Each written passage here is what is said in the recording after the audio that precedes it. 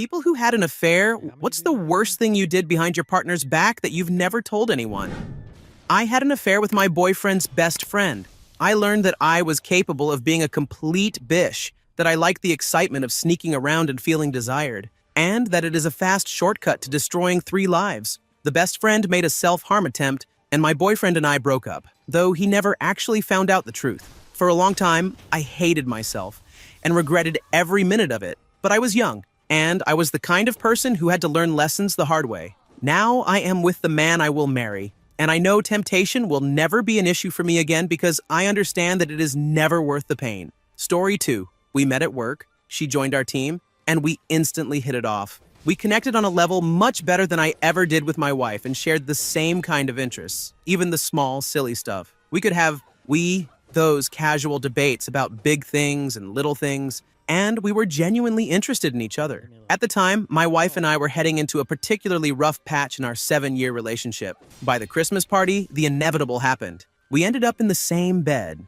snuggling and falling asleep together. Going home afterward was awful. I could barely look at my wife or speak to her. I felt like my soul had been ripped in two. The other woman and I continued to hit it off, sitting next to each other in the office, until one day we admitted we were crazy about each other. Eventually we kissed, and it was amazing. Something magical and empowering I had always wanted. We started meeting regularly and going out, though it was incredibly difficult, as my wife had friends everywhere, and I was extremely nervous. I realized slowly that I was falling in love with her, and it wasn't just an office fling. Being near her at work was incredible, but the hard days were exhausting. I would spend the day in one relationship and come home to another. My only downtime was my 20-minute commute. Then I discovered that I had lost quite a lot of money and had to tell my wife. She went absolutely crazy, unloading on me about how much she hated me, listing everything she despised about me, saying that I had made her life miserable long before this, and that the only reason we were still together was because of our children. The affair continued for a little while longer, even as things at home deteriorated. Then I went on a pre-planned family holiday, which was terrible. Almost every day we bickered and argued, and on the way back, we had a particularly terrible row. The next day, I went to see the other woman to tell her that, although I had previously said we couldn't be together because of my kids, I was ready to make a commitment to her if she wanted. We lay on her bed and cuddled, and she told me I've met someone else. It turned out she had gone to a party, met someone she connected with instantly, and was still with him. So here I am. I've just put the kids to bed. I'll go downstairs and likely have a cold, distant evening with my wife and simply get through Sunday. On Monday, I'll go to work and sit next to someone I still love, someone I was ready to trade my life for, but who ended things just before I did.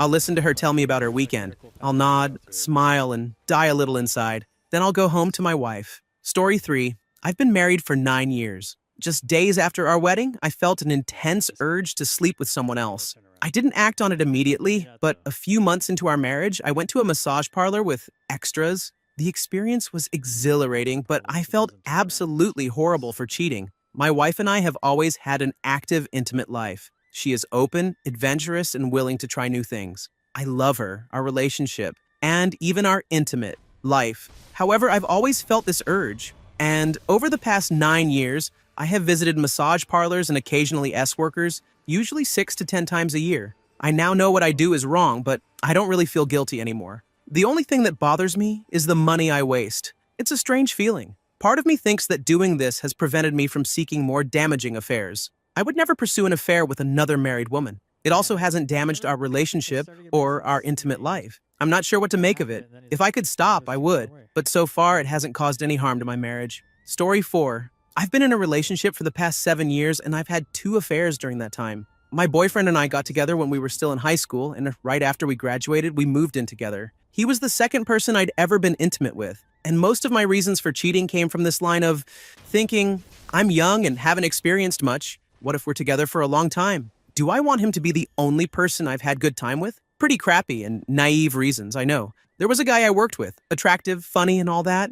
It started with flirting at work, which eventually led to hooking up one night. It was great, so we turned it into a weekly thing. After about 2 weeks, he started asking whether I was going to leave my boyfriend and saying he wanted to date me. I had a lot of reasons to stay with my boyfriend. Shared bank accounts, I used his car, I had a crappy part-time job that didn't pay enough to support myself, and I was scared of going through life alone if I left him, and the new guy didn't work out. So I said no every time he brought it up.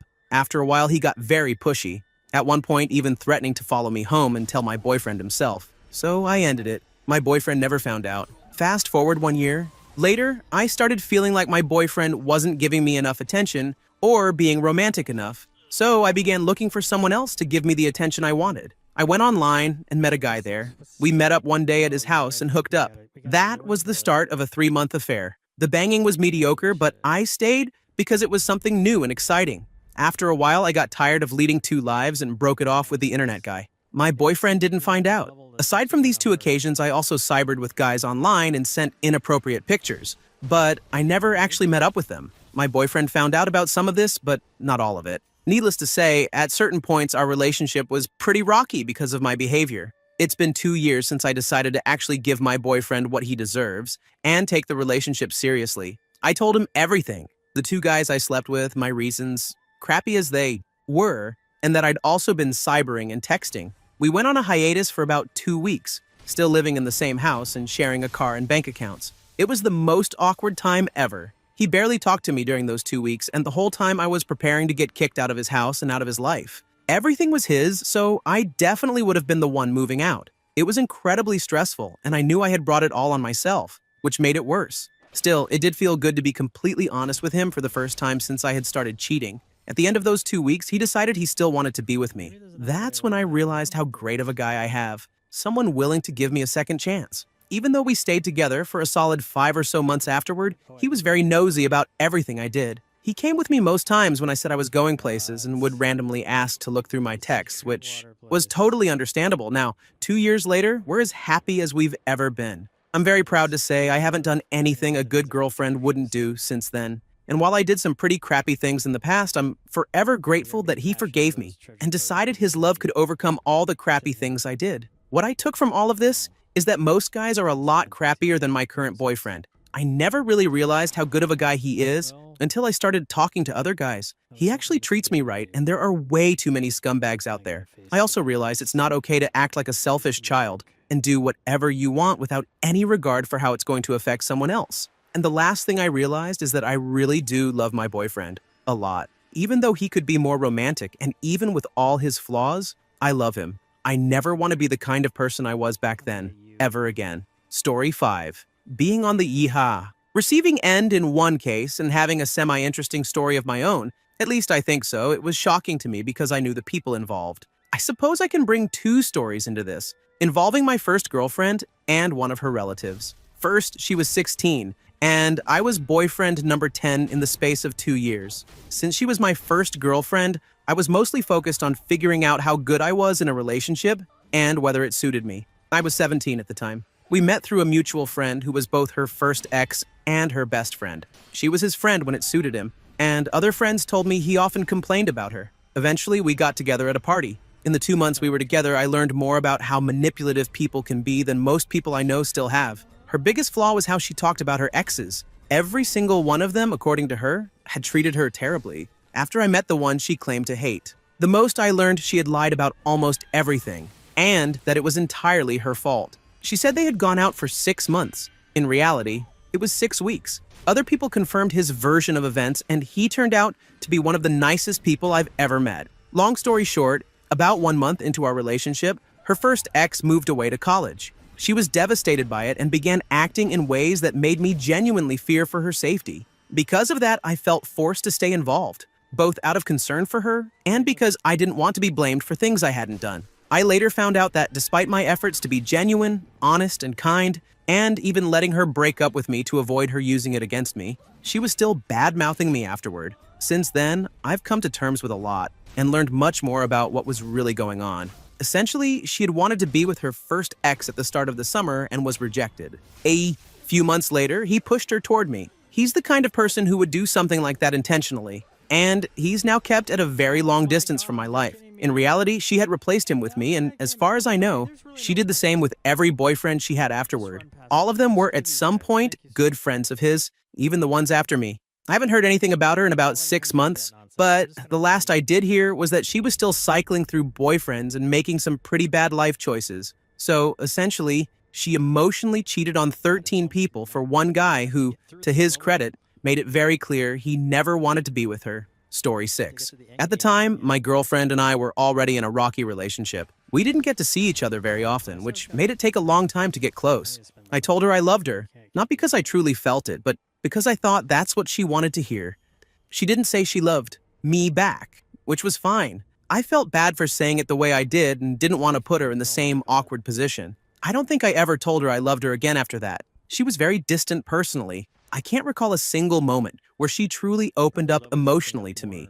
After the first few weeks, it often seemed like she had something on her mind that she wasn't sharing. Even so, she was always incredibly nice and polite. I was going through some rough stuff back then, and she would extend a simple, "You feeling okay?" without ever pushing me when I didn't want to talk. Toward the end of the relationship, my best friend at the time and I started hanging out again. She had been very important to me, and we were nearly inseparable in the years before. I didn't do it with her, but we did kiss, along with some mild groping exchanged between us. It was a sickening feeling. I felt more guilty than I ever had in my life, but at the same time, I was swept up in the emotions between me and my best friend, something my relationship had completely lacked. I should note I was just as cold as my girlfriend at the time. My best friend said she regretted it too and that she wouldn't continue anything with me, even if I broke up with my girlfriend. Still, the damage had been done. My girlfriend didn't deserve to be with someone unfaithful, so I decided to end it anyway, thinking that being single would do me some good, and that being alone was what I deserved. It was really hard because she was so nice.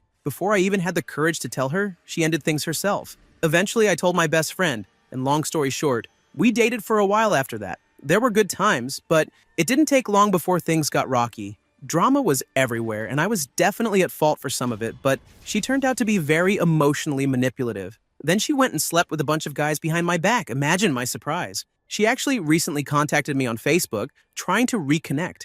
It's been years since all of this, so we were talking about how different we are now. But it only took about 10 messages for me to realize she was the same person I stopped talking to all those years ago. Needless to say, we don't talk now. What I learned is how important it is to not let relationships get to breaking points like that. If you're interested in somebody else, it's so much better to end things honestly. Even if it's just a phone call, you're still a million times less of a jerk than someone who cheats. Part of the problem with my relationship with my best friend was that I held on too long. The relationship became emotionally painful, and I stayed for months trying to make it work. I shouldn't have let things get that bad, and neither should anyone else. If someone isn't right for you, move on. Don't waste a good person's time, and don't let a toxic person waste yours. Life is too short for unhappy relationships. Story 7. It wasn't me cheating, but I caught my dad having an affair when I was 13. I didn't have my own email yet, so I was using his. Being completely technologically ignorant, I misclicked on an email, read it, then another, and eventually I wanted to throw up when I realized what the first one had implied. As a 13-year-old, I was in complete shock. I felt like my dad had cheated on me, like he didn't want me as a son, or any of my brothers for that matter. I ran to my neighbor crying, asking for a drive, and then went to find my mom and told her. When my dad came home, he confronted her, and I felt like I couldn't trust anyone in the world. Parents are supposed to be the people you can always count on, and I felt utterly betrayed. On top of that, my dad was an alcoholic. He's way more in control now, and my mom was a nagger. That combination led to a lot of domestic disputes and yelling, which only made everything feel worse. I watched my mom open the door on the highway and threaten to jump in front of me and my 6-year-old brother. It was a traumatizing experience, but it made me vow that I would never cheat on anyone as long as I lived, and I haven't, even with my current partner for 2 years. My parents resolved things slowly over time, but my dad definitely paid dearly for it, and my mom didn't make the process any easier. We only found out recently that she has a brain disorder that causes a lot of emotional issues. Still, I love both of my parents very much and have forgiven my dad because he's truly a great guy.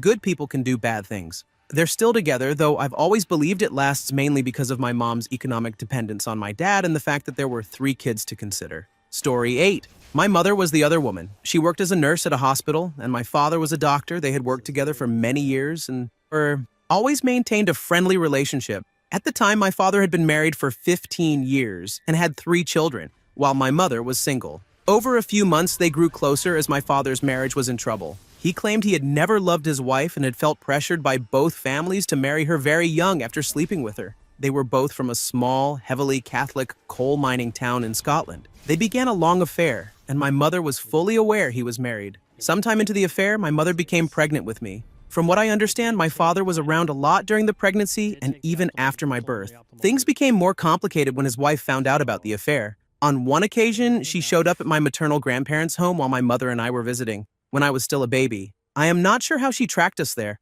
though she may have followed my father. She confronted my mother angrily, but caught a glimpse of me through the door and quickly left crying.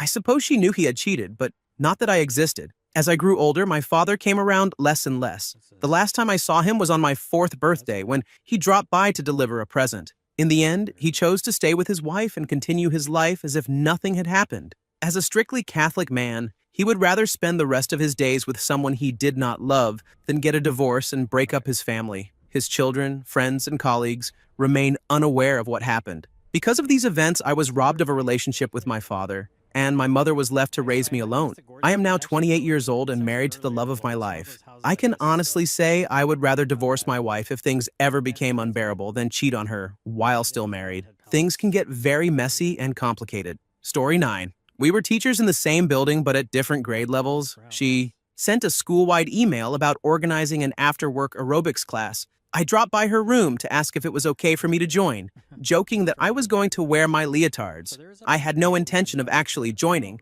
It was just a way to flirt with her. She later told me that's when it started in her mind. She began calling me every time she went for a drive. It seemed harmless at first. I often worked late after hours, and she knew because of all her calls. That eventually led her to dropping by the school, still seemingly harmless. One day, she asked me to go for a ride with her. She asked if she could hold my hand while she drove. If I had had a spine or a moral compass, that should have been a definitive no. Instead, we drove all around town holding hands. She dropped me off at the school, and as I started to walk back inside, she said, "You know what? I hope I can stop myself from doing." I walked back to the driver's side window and asked, "What?" She said, "This," and kissed me. My head felt like it was going to explode. It was such a rush. At a school assembly, she found an excuse to whisper to me and brushed her lips against my ear. The intensity of it was overwhelming. She completely owned me. I was like her puppet. We even got caught by the police at a public park near midnight. We suspected he had used night vision to watch us because he appeared right after we had gotten back together.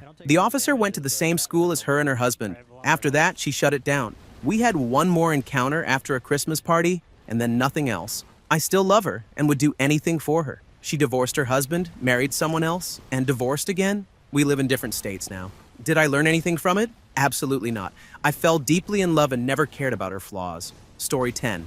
I was the one who got cheated on. We had been together for a while. She, who I'll call Ellen, was deeply ashamed of her body because of her dress size, even though her overall frame was 3 to 4 sizes smaller than what her bust required. Because of that, she was extremely prudish about her body. She didn't like physical closeness, didn't like being held, always dressed too warmly for the weather, and absolutely refused to accept compliments. It was always, "No, you're lying," or "No, you're just trying to make me feel better." No, I genuinely thought she had a great body and was reading far too much into it simply because the average woman with her frame is an A cup and clothing is sized by the largest measurement. At the same time, as an aspiring author, some of the things she wrote would have made the author of 50 Shades blush, including exploring a non-consensual fantasy. After everything unraveled and we went our separate ways, that became a very different conversation. She called me every name in the book because I took "not tonight" to mean not tonight, rather than "I'm ready. Try your hardest to bruise my hips while I beg anyone in earshot to call the police." Between semesters, we lived about an hour apart, so I would make the trip once or twice a month. On campus, it was more casual, seeing each other on a whim. I probably should have suspected something when school started back, and every "let's get dinner" was met with, "Okay, I'll call Rick and meet you there." At the time, I figured it was fine. Our circle often ate as a group anyway. That, too, became a different conversation after we went our separate ways. She accused me of never taking her on a proper date, yet whenever I asked her out, she would bring Rick, at minimum, and usually 1 or 2 of her friends along. Around Halloween, I popped in to surprise her, only to have her roommate say, "She's not here. She forgot something at Rick's and crashed on his couch." Just before Thanksgiving, Rick's roommate, let's call him Mike, called me. "Hey man, I just walked in on Rick and Ellen. I'm not trying to start trouble, but I thought you should know." Looking back, I was an idiot for playing dumb. I gave her plenty of opportunities to be honest about why we ended up on the rocks, and every time she fed me one of the same BS, non-committal excuses we all know too well. Not ready for the next step, it's not you, it's me, and so on. I should have confronted her head on. Looking back, that was the only way I was going to get her to own up. And what I wanted more than anything at the time was for her to own up so I could hate her guts instead of being heartbroken. After it all came undone, I was left grappling with an identity crisis, and she went full-on soap opera. If I so much as left my dorm room while she was nearby, I'd have to deal with campus police. If she saw me out of the corner of her eye, she'd call them, claiming I was after her. I got pulled out of class, pulled out of meals after the one dining, hall closed for renovations. It got to the point where I knew every campus officer by name. They even suggested a restraining order, but there was no point. It would have meant one of us had to leave the school. Well, it's life. I wasn't long for that school anyway. It was the perfect storm of poverty. My family couldn't afford books, and I didn't have enough in scholarships or loans to cover them. Unreasonable expectations. My mother sold me as some inhuman super student who would find a way to graduate in 3 years with a 4.3 GPA. I may be a certified genius, but I'm still human. I'd never really been challenged in high school, not even in honors classes.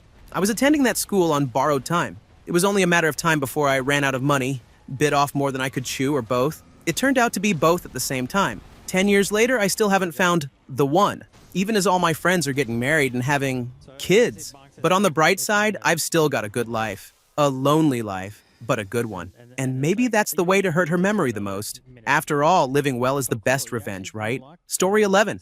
I was married and completely unhappy. My ex-wife and I were both at fault, maybe even more so on her side, for the unhappiness. We had zero communication skills, and I just didn't feel loved at all. I started culinary school, a late start since I had joined the military right out of high school, and ended up meeting a woman in my class. We hung out once as friends, and it was absolutely perfect. We laughed, smiled, and talked about everything. It was literally the best day of my life. At that point, my marriage was essentially over. I'd already expressed my desire for a divorce. Nonetheless, I began an affair with the woman from class. Eventually, my ex-wife found out, which was disastrous, and she was devastated. I do feel horrible about that. Today, I'm with the woman I had the affair with. 3 years later, I've been happy every single day, and I look forward to what tomorrow holds for us. I went through hell, but now I have heaven. Story 12. I was in a relationship with a guy for 2 years when I cheated on him.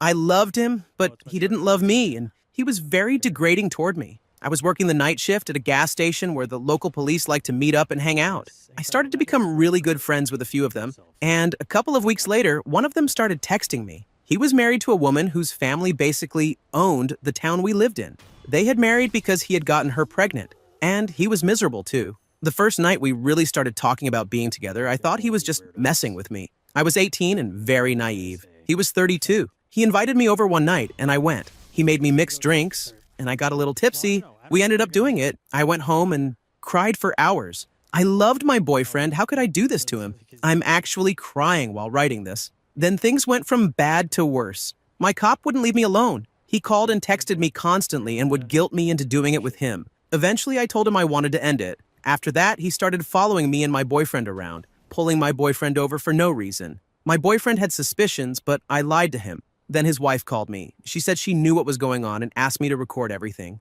so she could get full custody of their child. I felt so horrible that I agreed, thinking it might somehow cancel out some of the bad I had done. I told her everything. I truly believed that would be the end of it, but he kept following me and calling me from his friends' phones. The wife then told everyone what I had done. They went to my boss and told her I was an S-worker, and they spread rumors that I had AIDS. This man was only the second person I had ever been with. Having an affair ruined many things in my life. It was 5 years ago, but I still think about it every single day and hate myself for it. This is why I don't feel like I deserve any kind of happiness. Story 13. I cheated on my boyfriend of 3 years when I was 18. I met a guy in a club, and we dated for 2 months before I got the courage to break up with my boyfriend. I didn't tell him the real reason because I didn't want to hurt him more than necessary. He was a very good guy and had done nothing wrong. I just told him I wasn't in love with him anymore. It was really sad. He cried a lot. We stayed friends for almost a year until he told me it was too hard for him to see me just as a friend. After that, we stopped hanging out and talking. It was 6 years ago, and I still feel guilty because I know it was really hard for him. Even if we were very young, I'm still in a relationship with the guy I cheated with, and I'm still in love with the boyfriend I left. Story 14. I got married quite quickly after meeting my now ex-husband. We were both in the depths of depression at the time and somehow saved each other from that for a while. He was a virgin when we met. He was 25 at the time, but eager to learn. I thought that in time, the physical thing would move past the going through the motion stage and become passionate and loving. It didn't. I'd always been very intimately active, whether in relationships or single, having one-night stands and flings. Over time, we also realized we had very little in common.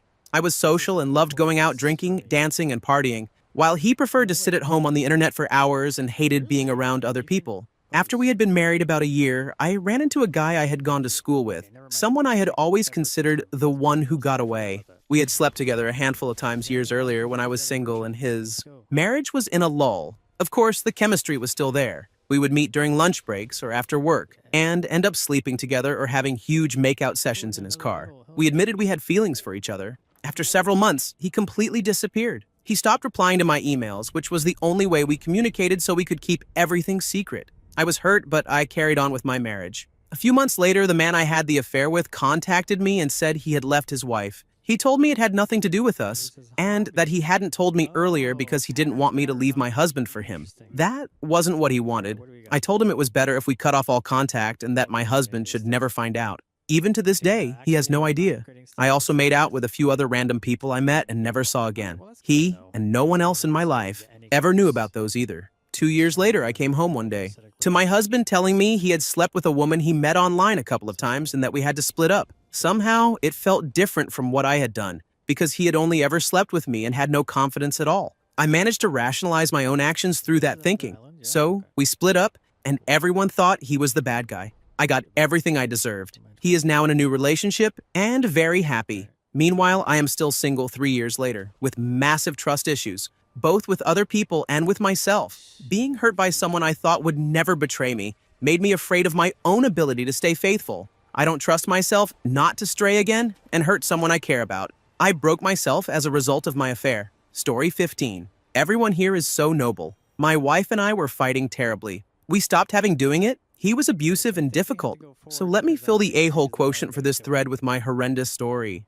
from a few years back. Full disclaimer, this was the worst experience of my life, which otherwise has not been privileged, and I deservedly carry some form of PTSD from it. I met Stacy around Christmas. I thought she was stunning. Blonde, smart, and just plain fun. So I tried to put the moves on her, but got shot down. She slept with a friend that night, that kind of girl, which I actually love. I put her out of my mind. A few days later, I met Jen at a bar. She was great, smart, kind, from a good family, well-to-do, an outstanding cook, and a redhead. Her only flaw was that she was a little corny and had a slightly unhealthy preoccupation with settling down, a common early topic conversation. She had a wild side too, which I loved, but it was nothing compared to Stacy. Both of these women were a few years younger than me. By spring, Jen and I were spending more time together. While I enjoyed her company, I noticed we lacked a certain fire or spark. She was exactly the kind of girl your mom would want you to end up with, and she was also great in bed. But something was missing, so I made it clear that we weren't exclusive,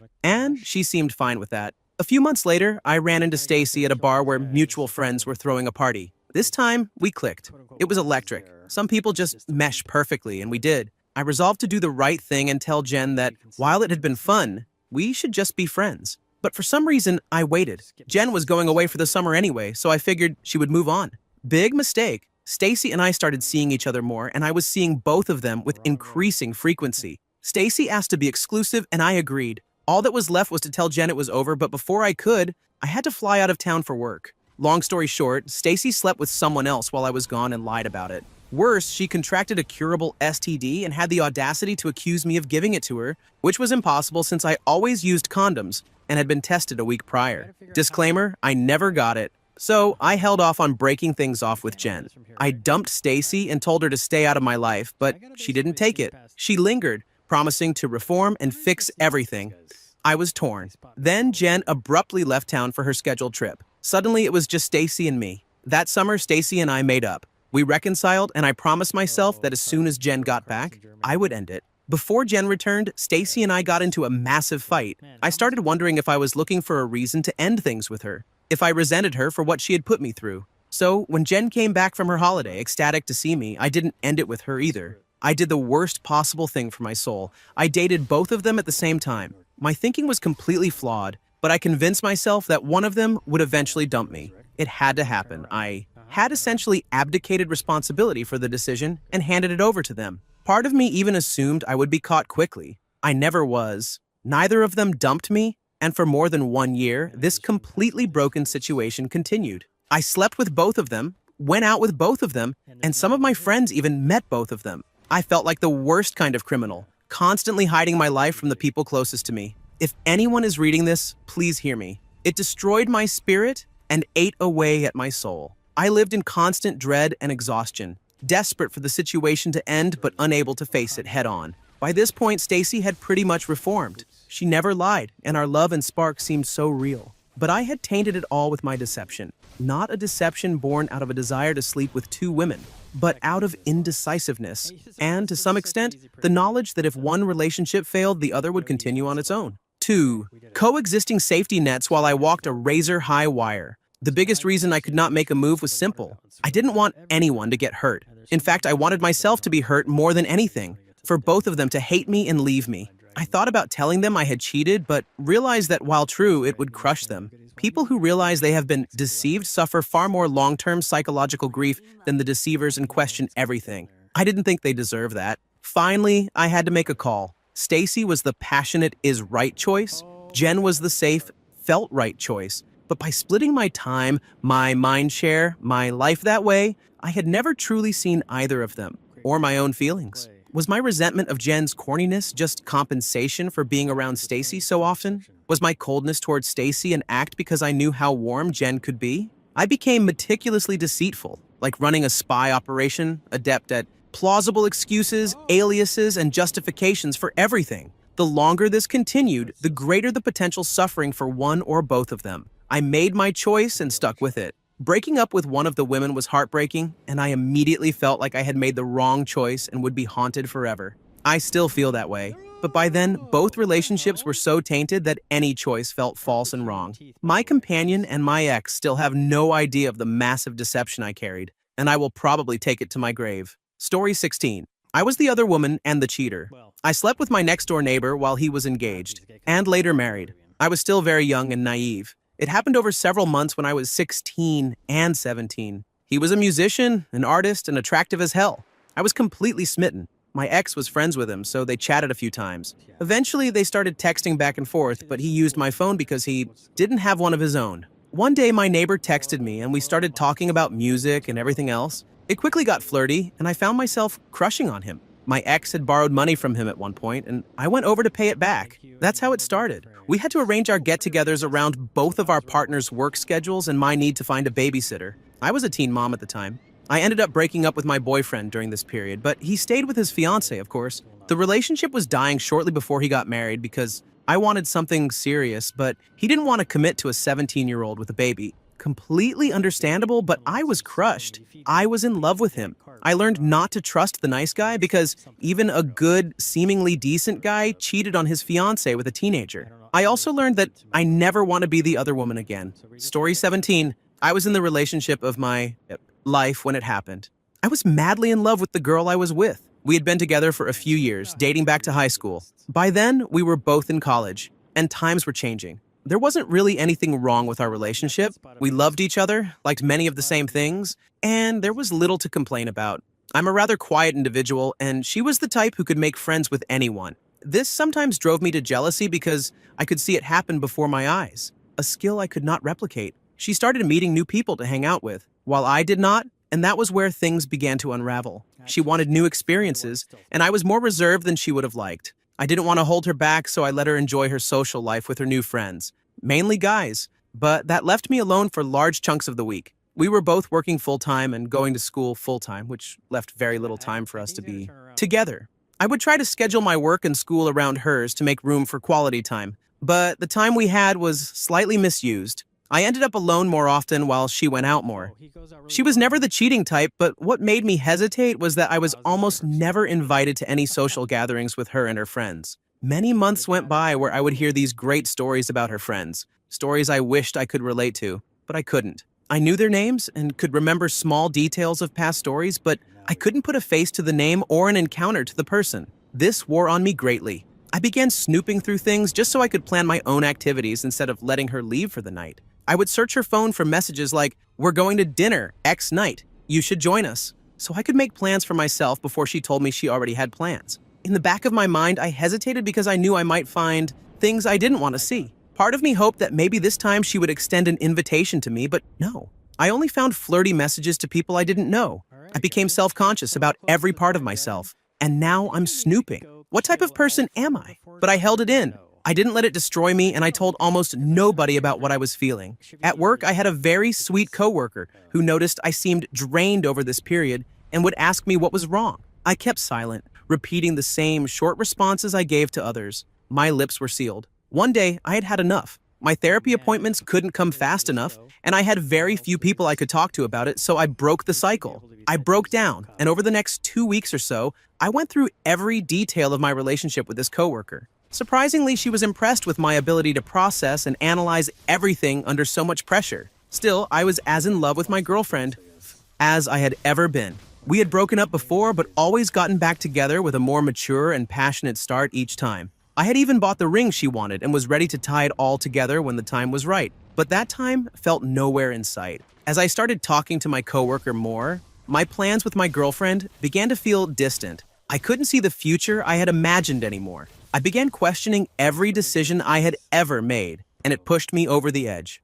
After work one night, I decided to settle in by myself, have a beer, and enjoy some time alone. Then, I got a call from my coworker, who was dealing with problems of her own. "Come over and talk." Fatal words, spoken under the influence. The beer caught up to me, and my alone time became something else entirely. That night was the first time I cheated on my girlfriend. For the next year and a half, it destroyed my mental state. I kept it a secret, but when my coworker told another coworker, chaos ensued. Everyone knew, except my girlfriend. I buried the truth under everything I had, but it still exploded in my face. When she finally found out, I felt forever indebted to her. Anything was suddenly fair game. I had no leverage, but I stayed with her because I believed that was what I wanted. I fell into a deep depression for about 6 months, overwhelmed by the damage my actions had caused her. I was wrecked. Eventually, I sat my family down and told them, just as I did with hers. By that point, there was nothing left to save. We no longer had a relationship. That was the end. We broke up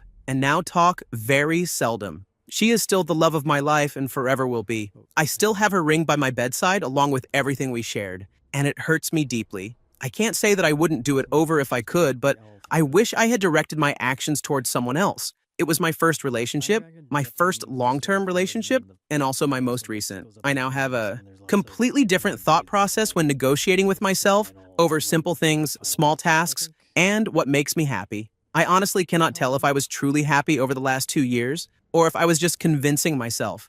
I've slowly put the pieces together to make life manageable, but the road is long, my friends. Once you make that corner and deviate from the norm, the next stop is very, very far. Story 18. I had been in a long-term relationship, and it was practically falling apart. He was abusive, both emotionally and physically, and even though I was in denial, making excuses for him and accepting his alibis, he had been emotionally cheating on me with several people from the very beginning. I struggled to cope with the abuse, and eventually my depression returned, this time with anxiety as well. I stopped going out, neglected my health and appearance, and effectively cut ties with all my friends, leaving me with no support network except for my boyfriend who brushed me aside. Around this time, I started talking with a friend I had been interested in a few years ago, but we had both been too shy to confess our feelings, so nothing ever came of it. I had always been attracted to him and allowed myself to, I thought, harmlessly flirt. What stood out most about him was that he genuinely cared. I told him what I was going through, and he was nothing but supportive and attentive. As our relationship progressed and my boyfriend grew more distant and uncaring, I became horrified with myself. I was determined to set things right and fix my relationship. Then, an unforeseeable, life-changing event occurred, and I found myself in dire need of support. My friend stepped in. He went to great lengths to ensure I was happy and retained some level of emotional stability. In turn, I fell in love with him. I ended up seeing him behind my boyfriend's back for several months, hating myself every moment of it.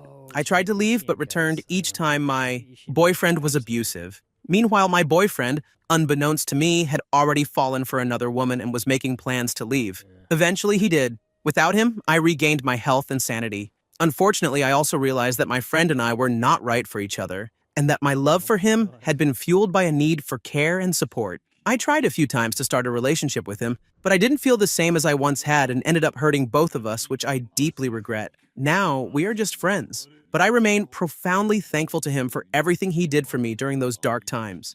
I have learned that it is never worth staying in an abusive, unhappy, or deteriorating relationship.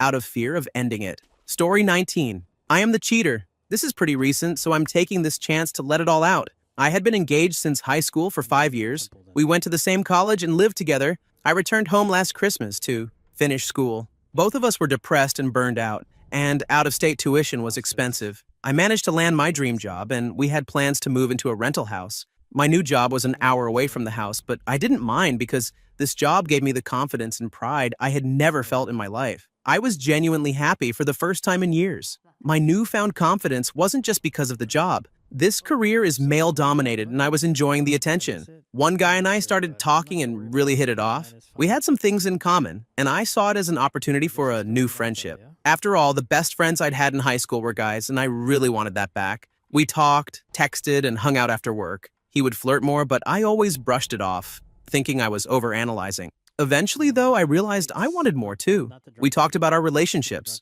Oh yes, he was married with a child, and how unhappy we were. This led to the decision that we could have fun together, thinking that if it made us happy, our home lives would improve. At first, it was just texting. It made us happy, and we had fun at work, going home with smiles. But it didn't last long. We ended up doing it several times and even booked a hotel room one night. It went from friends to casual banging partners to lovers, and even plans to leave our spouses. At one point, I truly thought he loved me, and I loved him. All of this happened very fast, just over the span of about 2 months. One night, we ended up drunk at his house. His wife was there too, and all bare in his pool. She saw us close at one point, but she didn't know we had banged all over the house while she passed out. She questioned him later, but was forgiving until he told her the truth. I took that moment as my chance to finally tell my fiancé what I had done, something I had been wanting to come clean about. I was heartbroken at first. I lost 2 men I loved. In the end, my fiancé and I worked things out, and the other man did the same with his wife. I regret this more than anything I have ever done.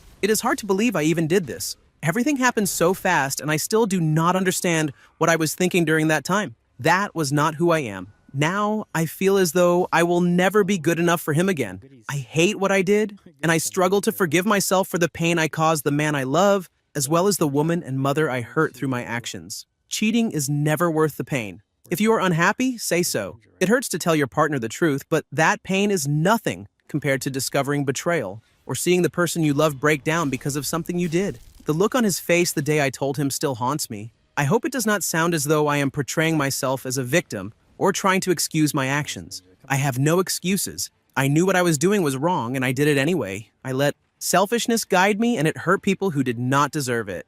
That is something I will have to live with and take responsibility for. Story 20. I had an affair this year. I hate talking about it because I am deeply ashamed. I'm not sure you could even call it an affair, as we were not married yet, but we were in a very serious relationship.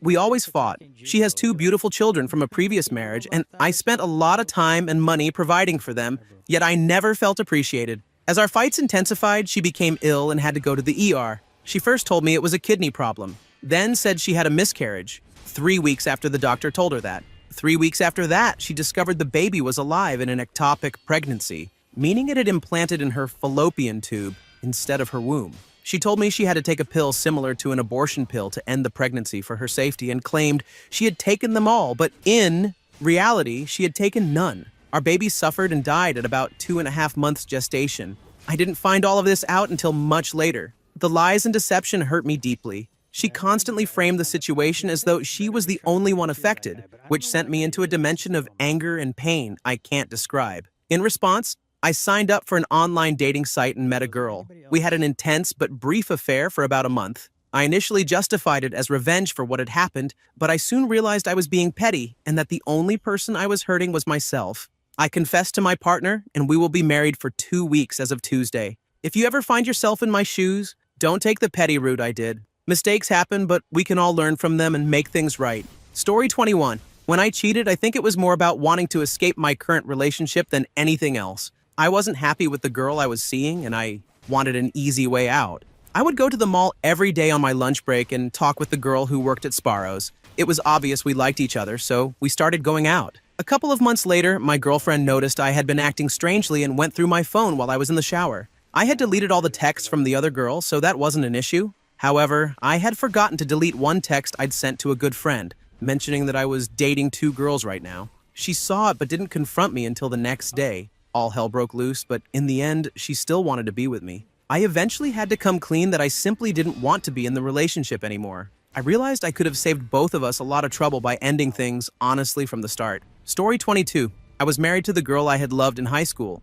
She was beautiful and smart. I was overweight, unattractive, and not very bright. Still am, mostly. We got married because we were both 25, single, and thought, well, we're great friends. If anyone can make this work, we can. Wrong. I started by sleeping with a coworker before we were even married. After we moved back to our hometown, I slept with some of her friends, then other women I met online, plus friends of the women I slept with. I even got a lot of referrals. Eventually, one of the women fell hard for me and tracked down my now ex-wife after I dumped her. I came home to find the house empty. We got back together and worked things out, but a year later, I slept with an ex-girlfriend. A couple of weeks later, her boyfriend showed up with a U-Haul. A month later, my wife and I were divorced, and she married him. No excuses, no nothing. I was an insecure, selfish man in desperate need of validation. And there's nothing better for an insecure guy than listening to a woman in ecstasy. Finally, I figured out my problems, worked to change them, and I consider myself a decent human being now. If I were to get married again, I wouldn't have any reason to look outside the relationship. Story 23. I was married and in a long-term dead bedroom situation. He was a coworker, a superior actually, and also married, also in a dead bedroom. Let's call him P. I was instantly attracted to P, but acting on it never crossed my mind. I assumed he was happily married, and besides, he didn't seem particularly interested in me. We had a lot in common, but didn't talk much at work, so I simply nurtured a lustful crush and assumed it would stay in my imagination. One night, P's wife was out of town, and I had plans to go to a bar after work with some friends. On a whim, I invited P, and I was surprised when he said he'd be happy to come. I was even more shocked when he actually showed up. We spent the night splitting pictures, getting wasted, and talking about our respective miserable marriages. We admitted that we were both in marriages with no physical intimacy, frustrated with our frigid spouses, and devastated by the lack of intimacy. Then, I will never forget this moment. We looked at each other and admitted we were wildly attracted to one another. We didn't act on it that night, but we very nearly did. The tension was absolutely palpable, and the next day at work, a Friday, we shared an exciting secret that was deliciously thrilling. That night, P invited me over to his house. His wife was still out of town, and my unsuspecting husband was happy that I had a work friend to hang out with. I went over, and we spent hours in his basement drinking and talking. Eventually, we hooked up. I got home around 3 a.m., and my husband was furious. He had been calling and texting nonstop, convinced I had been in a ditch somewhere. When I got home, we had an epic fight, and that was the beginning of the end. He forbade me from contacting P outside of work. I promised I wouldn't, and then promptly did. Anyway, months of tangled lies and horrible confrontations followed. P's wife found out, my husband found out, and I am fairly certain that everyone at work knew too. By this point, P and I had fallen in love, and we were torn between wanting to make our marriages work, wanting to try a relationship, and trying to keep doing our jobs. Did I mention that both P and I were terrible alcoholics? We brought out the worst in each other. He drank to blackout on a daily basis, and together we developed a dangerous habit, going out to a bar, getting completely drunk, and then drunk, driving somewhere to hook up. I couldn't handle the stress of trying to balance a crumbling marriage, a growing alcohol and drug addiction, and a stressful, miserable job, so I gave my 30-day notice. Around that same time, my husband and I decided to divorce. P and his wife wanted to make their marriage work, and I felt that, even though I loved him and was on the verge of some seriously reckless behavior, I needed to do something right for a change and remove myself from their lives. While I am disgusted with many of my behaviors during those 10 months, I do not regret what happened. The affair gave me the impetus to leave a crumbling marriage. If it hadn't occurred, my ex and I would probably have stayed together for a few more comfortable but unhappy years. He and I are still friends, and we are both remarried. P is still with his wife. I can't imagine their relationship is perfect, but I hope they are able to find some happiness. Last I heard, P was sober. I'm celebrating 2 years of sobriety next month, which is a very good thing. We both likely would have died if we had continued down the path we were on. Story 24. I cheated on my now ex-girlfriend one time.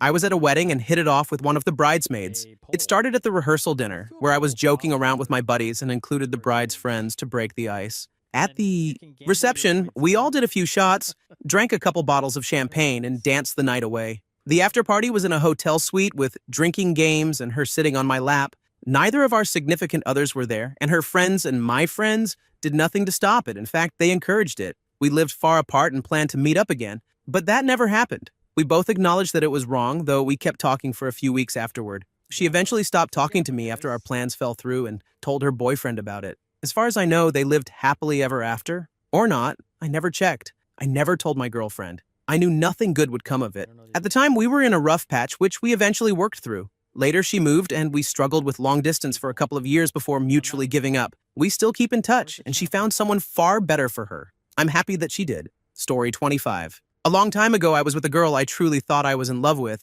but over the course of our relationship, she became increasingly difficult. She turned into something of a monster girlfriend, and being young, I didn't really know any better. I thought it was a phase, or that she'd grow out of it, or maybe that I was to blame. In reality, she had been given everything she ever wanted in life and seemed to have no concept of empathy. She also had rigid, outdated beliefs about men's and women's roles in relationships. Her expectations of me changed constantly, and if I failed to meet them, she would get angry. She frequently told me that I wasn't good enough. Meanwhile, a student I was tutoring had a very clear crush on me. I rejected her at first and ignored her. But about a year later, she came back into my life when she enrolled in another one of my classes. She claimed she wasn't interested in me, but after about a week of tutoring, that changed. By this point, my girlfriend had become even more difficult, and after one argument, which I can't even remember the cause of, she decided to play hardball and ignore me. I ignored her too.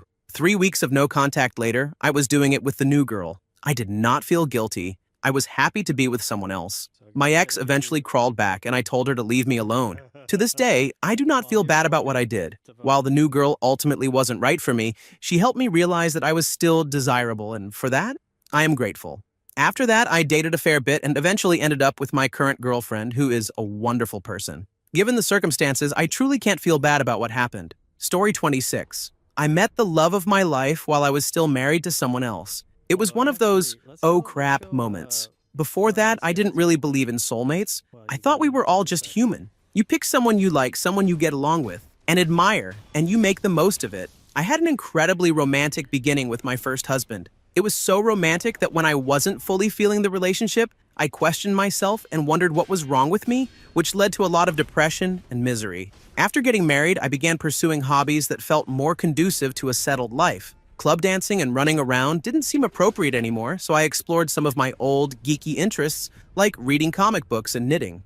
I made friends at a knitting group, one of whom played Dungeons & Dragons, a game I had always wanted to try. They invited me to their regular gaming group, partly to avoid the endless conversations about exploding diapers among the other moms at the knitting group. I showed up at the gaming group and tried to figure out character sheets and the awkwardness of starting role-playing. There were a few guys there, and one of them said, "Oh man, all the good ones are married," when he discovered that I was already taken. I blushed and thought to myself, I'm just going to pretend I didn't hear that. A few sessions later, I was sitting across from him and finally got a good look. He was kind of cute, and then I noticed a star tattoo at the base of his neck, and it was like a bomb went off in my head. In my mind, I heard a dramatic, oh crap, Doppler effect style. It was love, even if I denied it to myself. If I had been single, I would have recognized it immediately, but being already taken fuzzed my feelings a bit. Years earlier, I had worn a star necklace that I adored, a gift from my grandmother, until the chain broke. The necklace had always sat in the exact spot where his tattoo was. I'd always felt that the star necklace was a sign of something, though I didn't know what.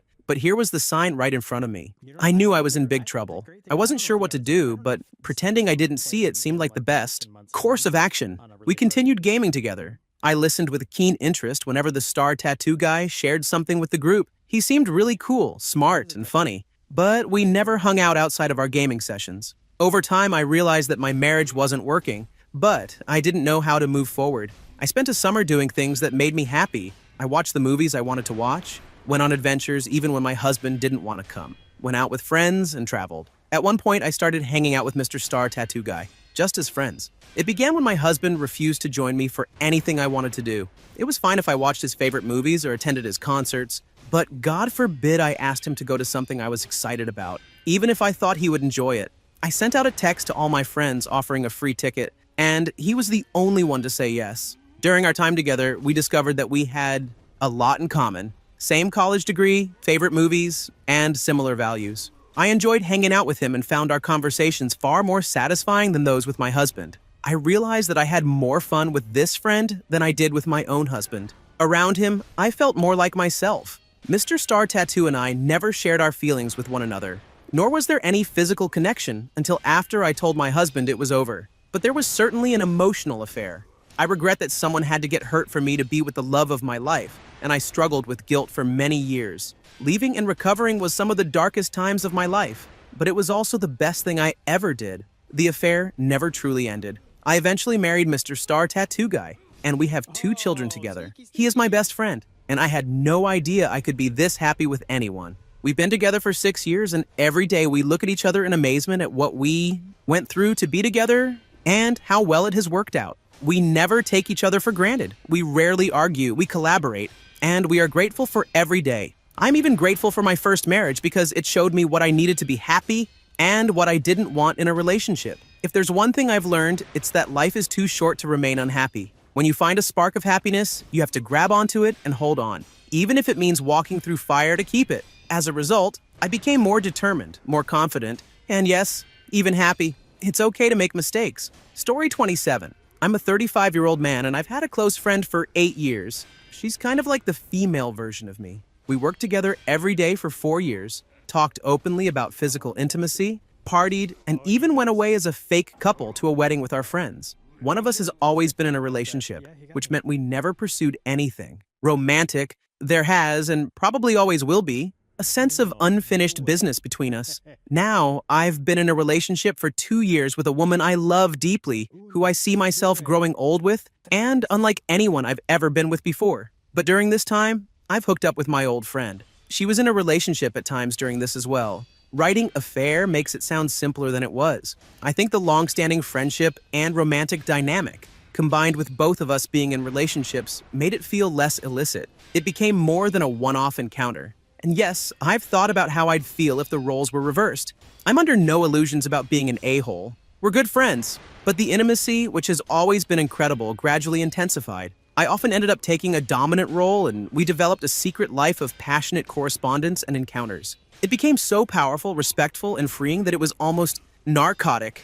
At times, she felt the same, including the withdrawals. I fell in, not love, but something. She has recently found someone she now loves, so we have both stepped back, me respecting that and leaving her alone. It felt like I'd lost her. The same feelings of sadness and loss that come with any breakup were clouding my days. But I'm happy for her, for both of us and everyone involved, because we both needed to transition out of what ultimately should have been a very close and powerful relationship that was never fully realized. I knew I was being a fool. If my girlfriend ever found out, it would devastate her, and I would regret it for the rest of my life because she's amazing. The feelings I had for the other woman were too strong, and I was too weak, letting my emotions and my desire take control. There will always be something between us. It's just a question of how brightly that light burns over time. I guess I've learned that love and friendship, intimacy, and morals, people, are not as simple as the rules and expectations society gives us to navigate life. Just don't be an a-hole and only hurt yourself if you end up being one.